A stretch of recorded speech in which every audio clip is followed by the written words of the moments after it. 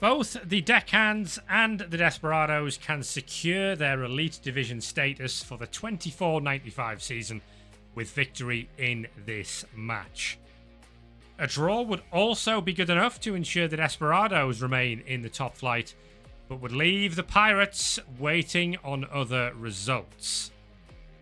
Despite being down to just 2 goals, the Deckhands secured a crucial victory against Vinscore Defiant last week to move level on points with the Bozos and the Red Squigs.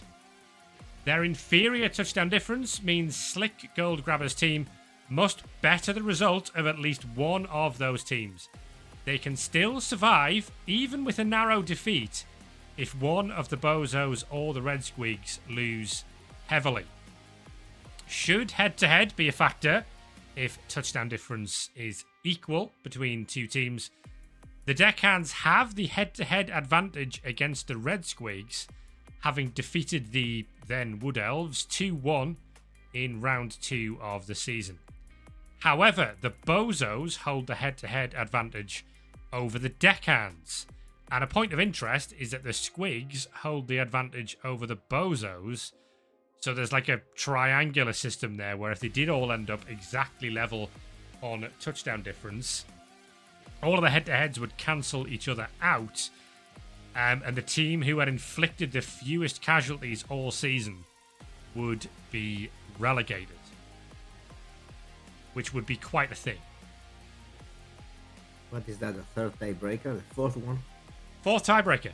Yeah, it would be least losses as the third, but they would all have the same record on that front.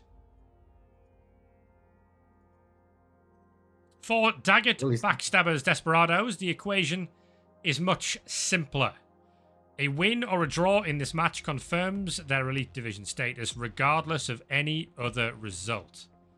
Should they lose, the Deckhands will leapfrog the Nobles on points, leaving a nervous wait for the results of the next ZFL show. If both the Bozos and the Red Squigs also win their final games, the Desperados would suffer relegation back to the second division, despite coming into this round in 8th place.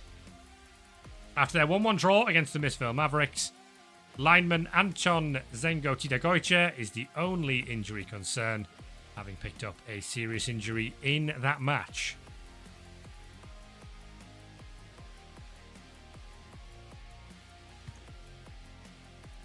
This is a game with a lot of tension. I fully agree. Both teams are basically playing to survive, and there is no middle ground. Yeah, the draw is enough for the Desperados and maybe enough also for the Deckhands, but both of these teams are going to play for the win, and considering that we are mentioning Deckhands and Desperados, this can be a catastrophe of epic dimensions, because both these teams know to play Blood Bowl every other day, right?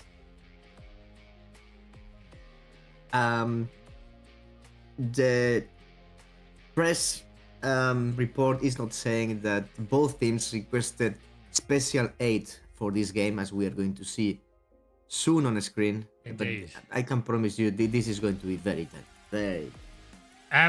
Yeah, the Deckhands particularly, the Desperados could easily play out the 1-1 draw here.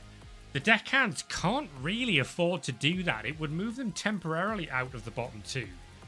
But the Bozos and the Red Squigs, I think, are both favoured in their own matches. The Bozos face the Royals, who of course are already relegated. And the Red Squigs, while they've had a rough season, they face Vinscore Defiant, who've had a pretty good season. But I don't know that Chaos Renegades will be super confident going into a match against Amazons. So the Deckhands might find themselves needing a win here. It is going to be a very tense game, but as we've seen many, many times before, if there is one team you should never, ever, ever write off, it's the Sartosa Deckhands. Think back to last season, where the Deckhands were in exactly the same position. They needed a win in their final game against an Imperial Nobility team. That day it was the Espenon Enchanters. Today it's the Bilbali Desperados. They were 1-0 down at the beginning of turn 13 or 14. They scored, and then they managed to turn the ball over and score again, despite tripwiring into the end zone. Scurvy Dog, I think it was, tripwired into the end zone, and the ball was caught by the slapper, the ghoul, who was hanging around in the end zone just in case. And the Deckhands survived, and they seek help today from Kiroth, Krakeneye, and the Desperados call for the aid of name SP Ivor Eriksson. So these two star players, one of them for sure, that maybe both have never been seen in the ZFL before. This is a debut for both. So we'll need to take a look at them as we look at the two lineups. This is for the final time this season. And bear in mind, if they get relegated, we will be handing all of these names over to Mongoose and T-Self to pronounce. You will be happy with that. The three-pronged attack, the Blitzers, Andoni Elizalde and Igor Urutikoitchea. Peo Pereira is the Ogre Blitzer. Four bodyguards, Unai Alonso, Julen Guruzeta, Ibai Guruzeta, and Kepa Martinez. The two throwers, of whom one does throwing stuff and one does LOS stuff. Coldo Berenga is the former, and Javi de la Fuente is the latter. Joaquin Aguirre, I'll try that one again. Joaquin Aguirre Gomez Corta is the sneaky git. Aziel Larauri is the dirty player who hasn't had a spectacular season as a dirty player. Javier Arizmendi, Santiago Mendy, and on recuperate today is Zengo Titegoiche, the rookie. Ivor Eriksson, the first time we've seen him, the Norseman, who joins the Desperados lineup today. He has block, guard, and tackle, and strength 4, which is quite good. He also has raiding party. Once per drive at the start of its activation, this player may choose one open teammate within 5 squares. The chosen teammate may immediately move 1 square, ignoring tackle zones, but they must end this move marking an opposition player. A very interesting, unique ability.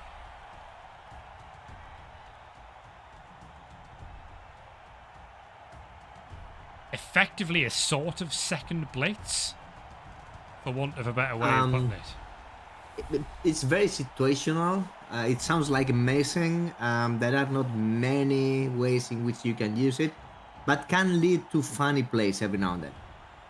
We shall see. We shall see today. What I will say is that there are plenty of ways you can make use of strength 4, block, guard, tackle. Yes. The Deckhands then, for what could be, well, no, it wouldn't be. Even if they got relegated, it won't be the final time we see the Deckhands on the ZFL show, because they are in the Howitzer Cup final. Navy Bones and Titan Cortez are the two mummies, both with block.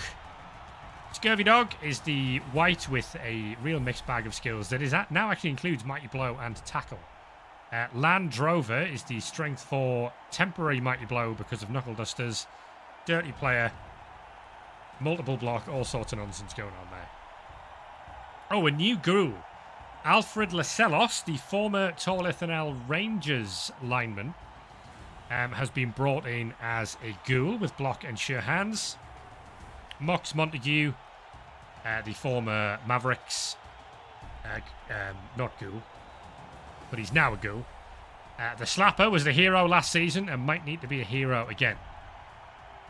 Alathenio is the zombie with kick, who is a former Celtics player, so might not get along with Lacellos all that well. Enrico Estrella is a former boozer, as they try to collect the entire division on this team. And then Skinbad and Baltazar are the dirty players. And we also have Hancho, who has block and Juggernaut and Sneaky Git.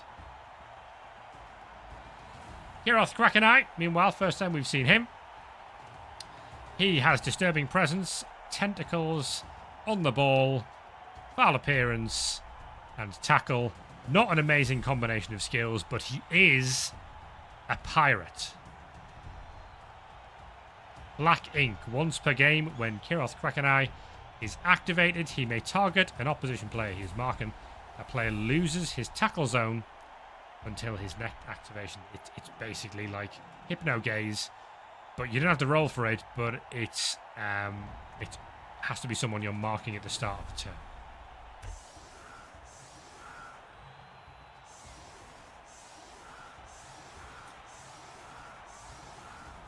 Alright, let's then get into what should be a fascinating relegation showdown between these two teams.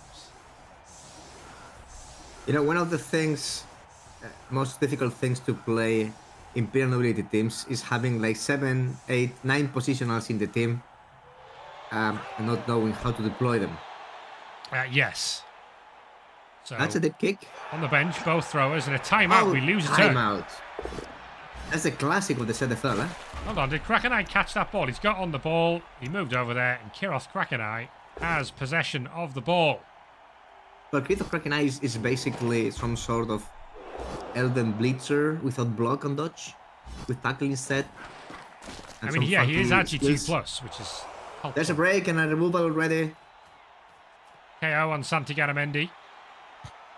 And Mox Montague is going to take a long-range blitz with a rush on Hulen Guruzeta. We're trying to get the tackle off the field. And Mox Montague does get the tackle off the field. 2 KOs.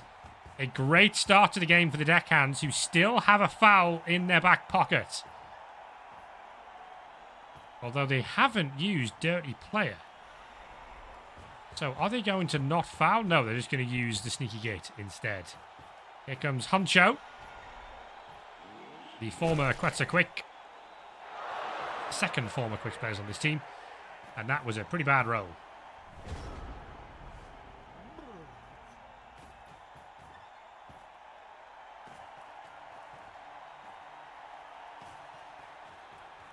Blitz on Mox Montague as we try to get the Mighty Blow Ghoul off the field. Armor break.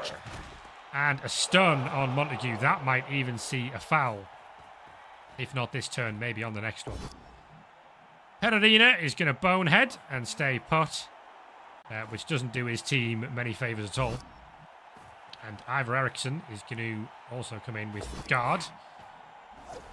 Nice dodge from Uruti Koichea to come round, and in combination with his teammate Javier Arizmendi, put some pressure on Kiroth Krakenai. And that's going to need a reroll from Scurvy Dog, because we did not get the knockdown on the blitzer there. Reroll gets it done, second time of asking. That should be good enough to move the ball into a cage. A cage that will also presumably include a foul. Big hit from Baltazar, and Zengo Titagoiche, who gets injured a lot, is KO'd. Third KO of the game already. And you can see exactly what the plan is for the foul here.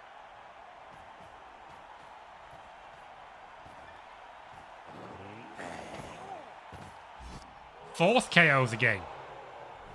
Well, 2 turns, and how many Desperados are out? 4 of them. 4 gone. It's a bit of a massacre. Yeah, and remember, the Desperados not safe from relegation here. They can't really afford to lose this game, or they're going to be very much sweating on other results. Peo Perarina's back in the game and taking down Tutan Cortez. Opening up some blocks for his teammates as well. Nice armor break against Baltazar, and that's a stun.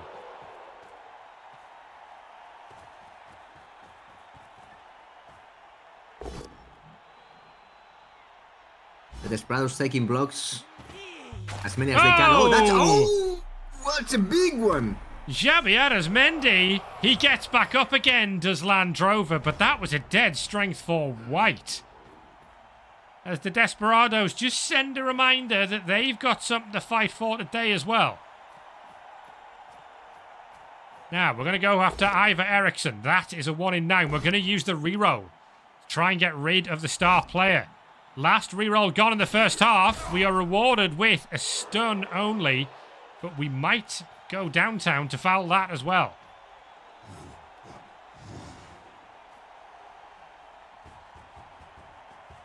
Yeah, looks like that's the plan.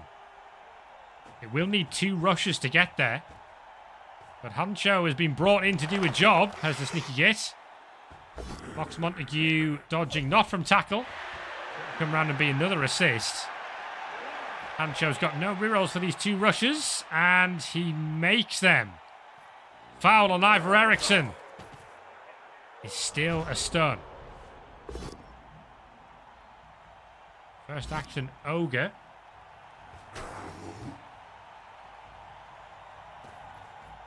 Arizmendi is going to help target the back of this screen, and Anthony Elizalde with tackle is going to go after the slapper. We are going to re-roll that, and we are going to be rewarded for doing so, and potentially then some. The slapper is stunned, and we have a mark on the ball. Guruteta with the dodge. We have 2 marks on the ball. We have 3 marks on the ball. And remember the Deckhands with no rerolls now. Big hit from Hancho. Gets the stun on Kepa Martinez. And there's going to be a blitz from Navy Bones. And it's a double skull! Oh, massive Oh my swing! goodness! No rerolls for the Deckhands. Navy Bones the mummy with the double skull and an immediate sack on the ball from Ibai Guruteta, and this game has swung around immediately.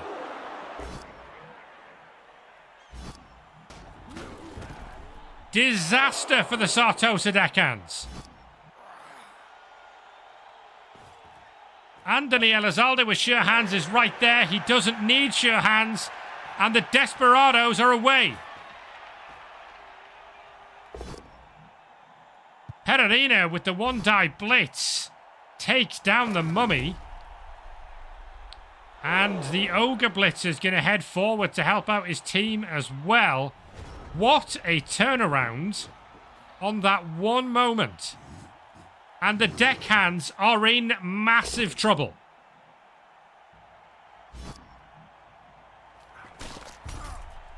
But is it not true that we see the Sartosa Deckhands at their best precisely when they are in massive trouble?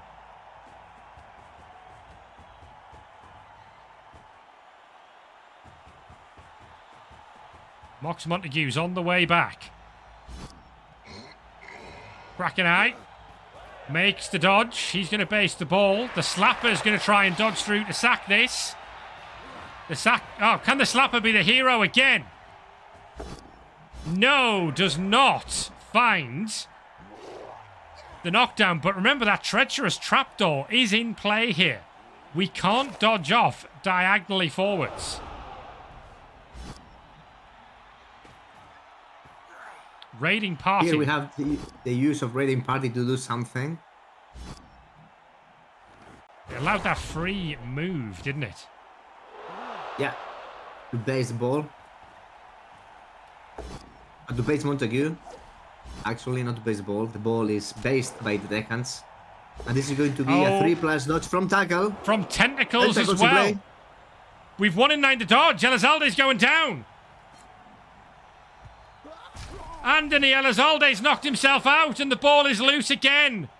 The Desperados cannot take advantage. Okay, we need to pause the game for a second. Because we found a bug in this play. Elizalde fell in front of the trapdoor. Yeah. But the ball magically scattered 2 squares for some reason. Oh, he did, yeah. No, Tentacles did fail. Yeah, Tentacles needed a 6. Had nothing to do there. But there was something weird happened. Yeah. It did not make any kind of significant difference. But you can see, the ball should not be there for sure. So Krakeneye has tackle. Reroll was used. Elizalde 1 in 9's it. Then the Tentacles roll happens, which doesn't matter. But the ball has scattered as if the Tentacles roll succeeded. Because it's only rolled once. So even though the player fell over here, it is as if he dropped the ball here. And then it's bounced to here. Now, obviously, that shouldn't happen. There's clearly a bug in there, but that is what the game has done by the looks of it. And this is anyone's game. It's turn 7. The Deckhands are going to need a scoring threat on this turn if they want to take the lead in this first half. And Alfred Lascelles is going to be that scoring threat. Kraken Eye picks it up on the 2+. He hands off to the slapper who drops it. Even with the catch skill. Another 1 in 9. 2 1 in 9 costing the turn to both. And here comes Peo Pereira. No! Wait, yes! Sure feet! Oh, the failed animation. He has sure feet. This game is all over the place. Kepa Martinez has the ball. And he's in scoring range. Failed dodge from Ibai Guruteta. Both teams could still score here at the end of the first half. The special skill from Kraken Eye is used. So that's the free dodge. He's effectively boneheaded the ogre. Mocks Montague. That is good enough. No, because Montague doesn't have block. So the question is, do we brawler that? Do we pro it? Oh no, it's a pro into a both down. It's a turnover. Both players are stunned. Kraken Eye catches the ball. And after all of that, I don't know if either team can score.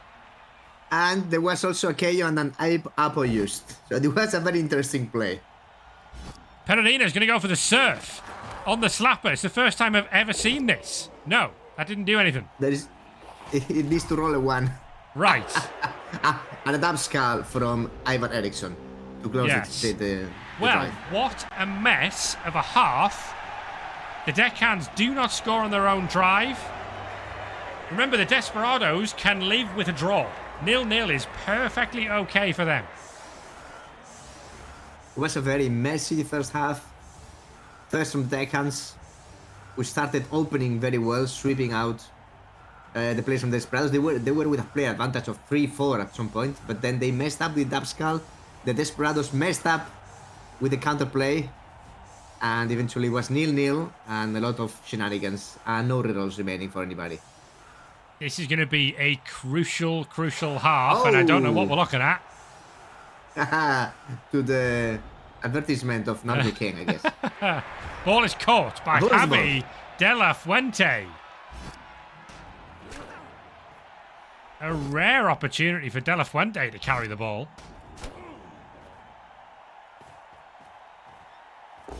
Blitz from Guruteta onto Titan Cortez.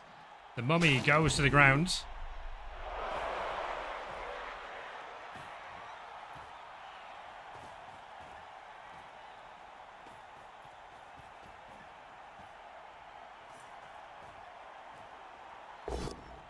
Peo Pereira with the double pow on Navy Bones. That's another knockdown on the mummy. Both mummies on the ground. And Ivar Eriksson on the 3 dice gets the knockdown on Enrico Estrella as well. There's going to be a dirty player foul. And again, Aziel Arauri does not deliver. Oh, he has run out of gunpowder this late part of the season. And the LOS of the Deckhands holding very, very well. Scurvy Dog 1 in 9. We might have wanted a chain push there, but we will take a stun on the dirty player.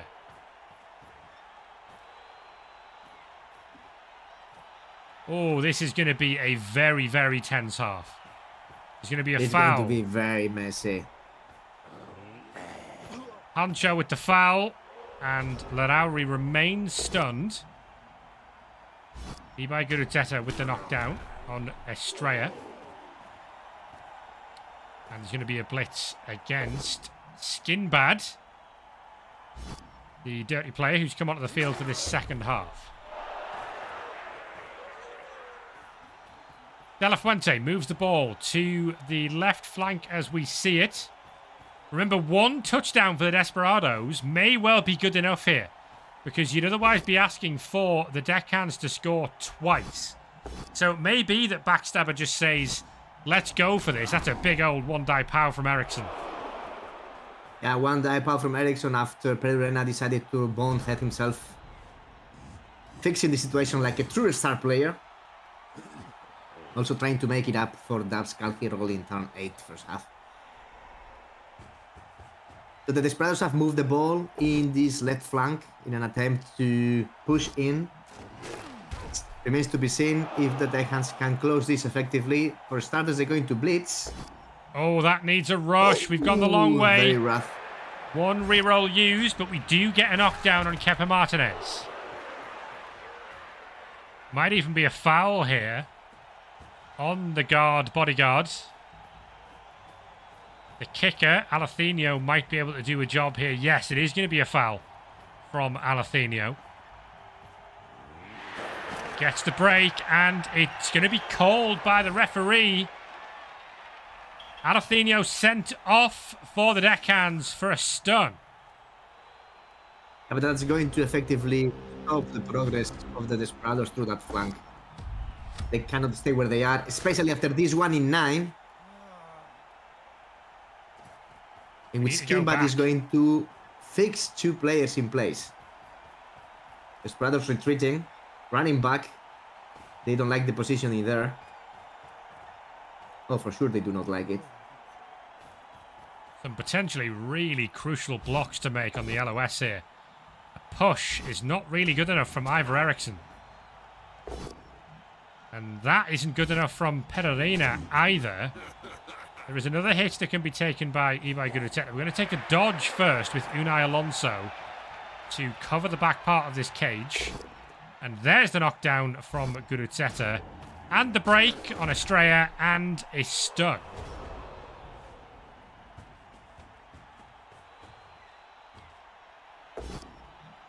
Double skull, last reroll. Skull from Hancho. It is going to put a mummy into the cage here. Not quite onto the ball, but it's more of a nuisance than it was.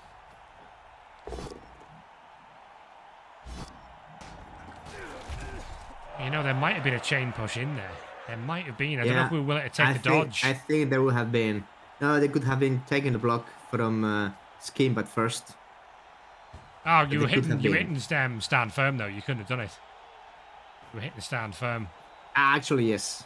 It's a good defense from the Desperados then.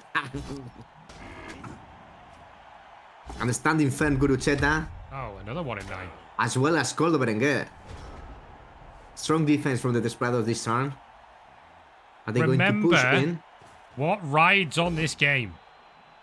And both sides looking pretty nervy in this second half. The Desperados are going to try and take a little bit of space on their left flank.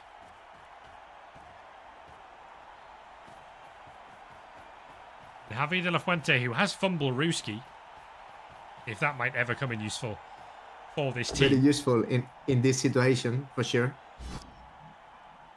Perurena is freed up by this block from Eriksson, who does not mind basing things up today, because it doesn't really matter if he dies. Koldo Berenguer is going to base up Mox Montague as well, and there'll be a dodge.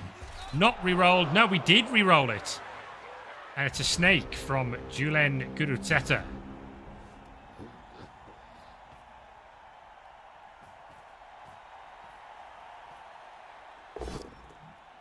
Really nice block from Navy Bones. Freeze up. Scurvy Dog. Ivar Eriksson goes down, and that's a stone as well. The Deckhands trying to get back round the front to cover this. Mox Montague takes the dodge. And Kiroth Krakeneye finds a pow. Well, he has tackle. But it's a nice hit from Krakeneye. He can go and stand on the ball carrier now. Nice hit from Lan Drover as well. And there's a 1-die push from Hancho onto Peo Perurena. The follow meant that we didn't have a 2 dice there. Good pressure from Sartosa And that double push won't do many favours unless the plan is to push Peo Pereira into scoring range or something here.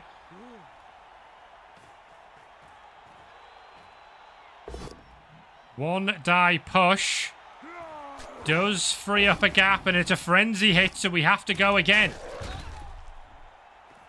Javi De La Fuente charging forward for the Bilbali Desperados. 2 rushes used, and De La Fuente is in range for sure.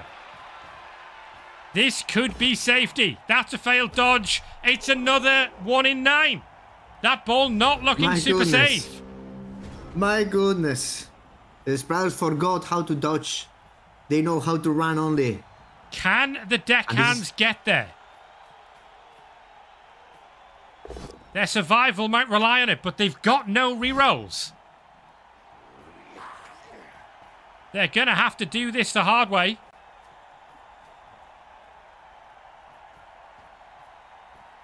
There's a 2-die block that can be taken here from Kiroth Krakenai. He gets a knockdown on Pereira. That should give us a 2-dice on the ball. Pereira is stunned. And it'll be Mox Montague to try and sack the ball from Javi De La Fuente. Incredibly tense stuff. Mox Montague does not find the knockdown, even with Pro. De La Fuente survives the hit. Can Scurvy Dog get round to provide cover? He can. Oh, he's tried another dodge and he's fallen, but that might still be okay. He's at least in the way. Turn 14. Remember, the Desperados, a draw means that they're safe. The ball being here at this part of the pitch is more than good enough for them. But the Deckhands really need a win, and you struggle to see now where that win's going to come from. They're probably going to have to try and settle for a draw and hope that one of the Bozos or the Red Squigs slip up. That push might be good enough. There's going to be a dodge from De La Fuente, who scores for the Bilbali Desperados, who are surely safe.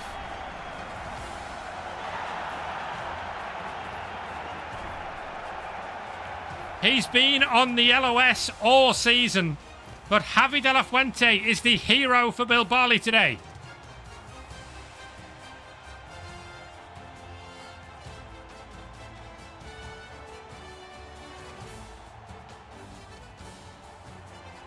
And the Deckhands, who needed a miracle this time last season, are left needing yet another miracle play. As all 4 KOs come back for the Desperados, it is the last thing that the Deckhands would have wanted to see. With no rerolls, can they do it? Cheering fans, blessed statue of Nuffle, we have Pro on Unai Alonso. 3 turns to do it for the Sartosa Deckhands, or they might be staring at relegation from the Elite Division. The injuries arrive, but the injuries are arriving a bit too late. Arismendi's gone.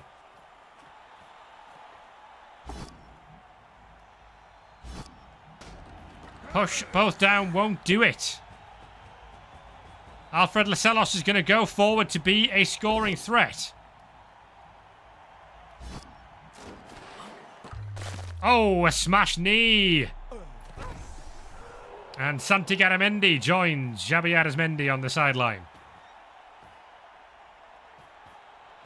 These are actually the 2 first casualties for the Deckhands in the tie game. They removed a lot of Desperados through chaos. Here comes Mox Montague. Mox Montague is in range. The slapper is not in range to score here on the next turn. There are 3 turns for the Deckhands, who failed the pickup. Oh, yeah, Kiroth Krakenai. Run that back. Krakenai is about to fail this pickup.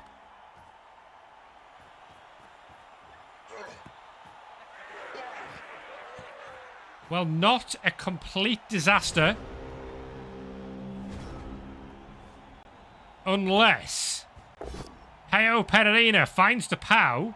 And now there is a 3+ to get through. Big KO on Baltazar. And Perarina's going to move infield, but there is a gap in this screen now. And the Desperados might look to take full advantage if they can remember how to dodge.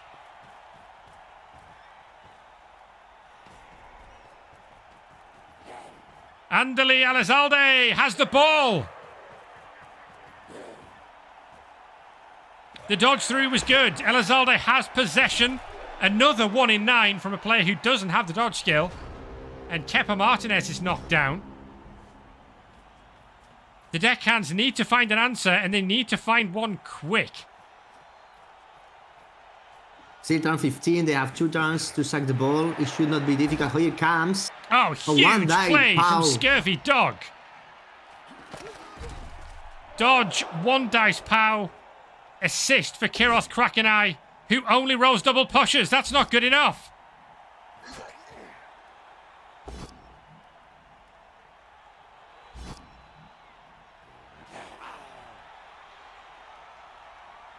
The slapper moves backwards. Mox Montague might be the only scoring threat. No, we've still got Lacelos in the centre of the field as well, who can score on what would be the final turn for the Deckhands. They are in big, big trouble. Montague with the dodge. He's going to try and dodge through again. He fails it. How many 1 in 9s this game? Actually, for both teams. As well as the Dabskulls for the Deckhands, who have still a slim chance for it. Stand firm, such a good skill. I mean, right now as it stands, there is a surf the ball and hope play for the Deckhands. Huge play! Huge play from Ibai Gurutzeta. Look at that. Which was completely not needed. A 3+4+. No knockdown on the slapper, but we are going to chain push Elizalde forwards. And we can nearly serve our own player. We're not going to do that. The slapper moves backwards. And there will be a base on Alfred Lacelos. Elizalde makes the dodges and he's away.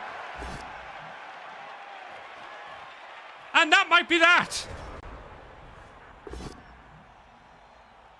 There may be no one for the Deckhands who can get there. Kiroth Krakenai can sack the ball. But the blitz is not going to be on the ball carrier. The Deckhands are going to lose.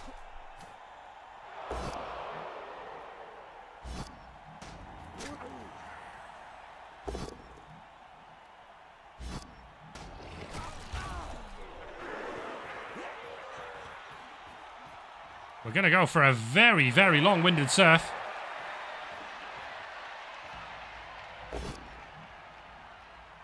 Uruti Koichea going into the crowd after the hit from Scurvy Dog. And Uruti Koichea is stunned only. There's going to be a foul as well from Mox Montague. Nothing doing there. 1 dice both down from Alfred Lacelos. And the red dice from Hancho to try and take out Ivor Eriksson. But that is going to be that.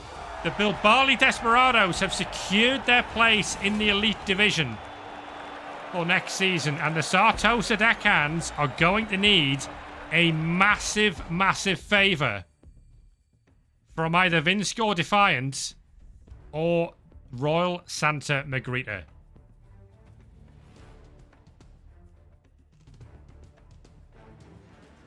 Well, that was a tense game. Tense game with a lot of failures from both teams, even if probably the most criticals came from the Deckhands. Especially that Dabskull from the Mami Blitz in the first half, keeping the ball completely open for the sack. Even if they were able to prevent the score, they were a little bit in the back foot, and then when they were able to put the pressure in the second half, the Desperados started to run like hell and managed to score, and the 3-ton touchdown was not a reality once Kiroth Krakenai failed the pickup on a 2+, rolled the 1, and then it went all downhill from there. Big result for The Bilbali. Desperados management is happy, I can tell you that. No, I can imagine so, because this has been a tough season for Daggett Backstabber and the Bilbali Desperados.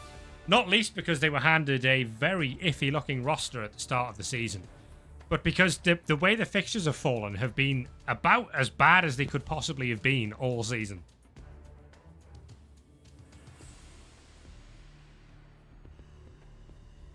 Early part of the season, the Desperados faced all of the teams who've ended up being at the top of the table, which meant they couldn't get points on the board, but they also struggled for development as well in that early part of the season. Facing the likes of the Celtics, the Quicks, the Enchanters, then the Quicks again in the Howitzer Cup. But ultimately, to get to safety, it's been a very good second half of the season. It seems Viking Cup can only coach in the ZFL in the second half of a season, because the Rangers got off to a very slow start as well in 24-93. Yeah, it seems to be the theme of Backstabber. But alright, he has managed to avoid emotion both times. This one was maybe harder than the other one because the Desperados have been a very difficult team to coach early on. But with the addition of Peyo Perurena as the third bleacher, maybe this is the third bleacher that the Desperados were looking for. Something very special, something unique. Tables have flipped over and they have managed to win 3 games out of 6, which eventually has bought them the ticket to permanency in the Elite Division for next season. And there are celebrations in Bilbali town, I can tell you that. And Backstabber is already thinking on shenanigans for the near future. Indeed, watch this space on the future of the Desperados and Daggett Backstabber. Okay, let's take a look. Go on. And for the Deckhands, it's an unfortunate game, definitely. I was streaming this game myself, and I was saying that nobody wants to see the Deckhands being relegated, not even myself. No. But there is, I mean, it's not over entirely yet. This is the ZFL, things can happen, and the season is not over. The Desperados season is over, but the Deckhands still need to play for a final, for a title, believe it or not. Honestly, I think the Deckhands would fully take relegation plus a trophy. I think they would take that trade.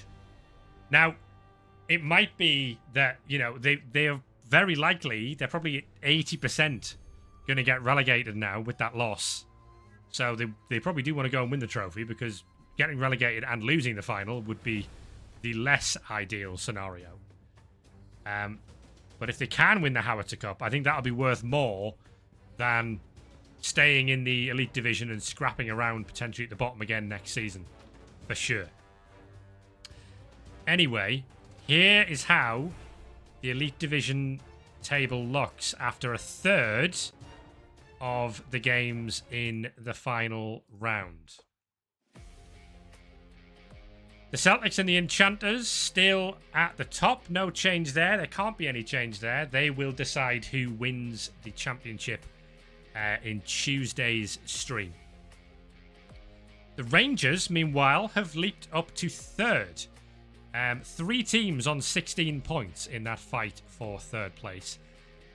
The Rangers, who have the most touchdowns scored of anyone in the division, with 22. They have the best touchdown difference of those 3 teams, so they move into third place for the time being. But they require both of the Quetzalquicks and Vinscore Defiant to lose their own games. Now, another team that would be more than happy...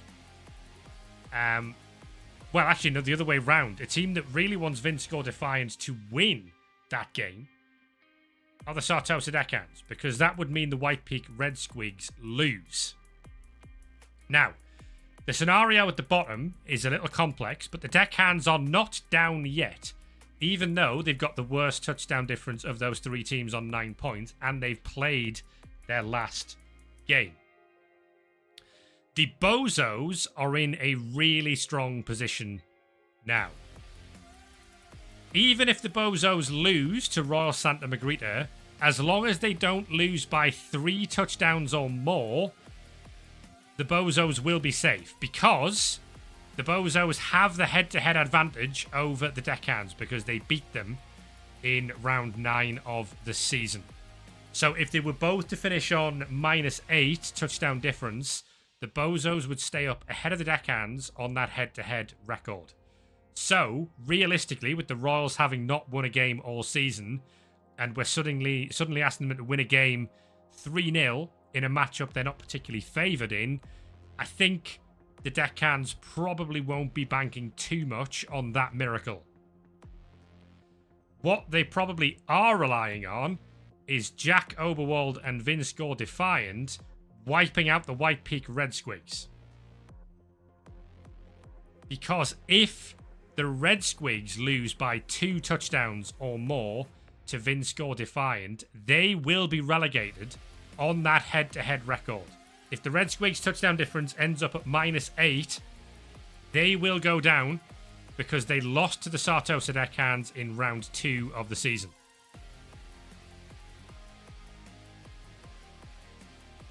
It's as simple as that.